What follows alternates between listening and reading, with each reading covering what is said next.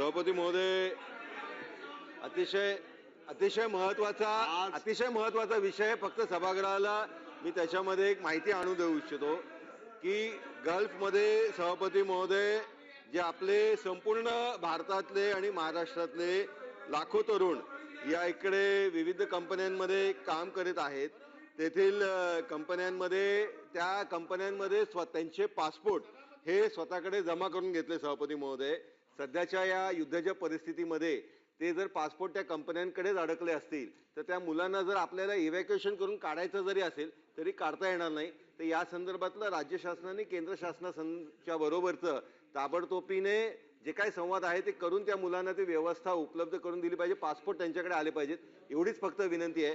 आपत्कालीन मंत्री केंद्र शासन. सभापती महोदय, अतिशय महत्वाचा विषय. आपण कल्पना आखाती देशात जेव्हापासून युद्ध सुरू झालं तेव्हापासून आपण हजारो लोकांना, विशेष करून दुबई, अबुधाबी या ठिकाणून आपण त्यांना या ठिकाणी आणले. तिथल्या एम्बेसी आहेत, त्यांच्याशी आपण चर्चा केली. केंद्र सरकारशी आपण वारंवार संपर्कात होतो.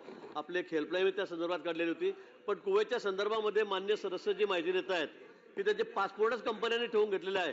मला वाटतं पर्टिक्युलर जर अशी कुठली माहिती असेल किंवा कोणाची तक्रार असेल तर आपण आमच्याकडे निश्चित कळवावी. शासनाच्या माध्यमातून तिथल्या एम्बेसीशी बोलून, केंद्र सरकारशी बोलून त्यांना ते पासपोर्ट परत देण्याची व्यवस्था आणि इथे आणण्याची सुद्धा व्यवस्था आपण निश्चितपणे करू.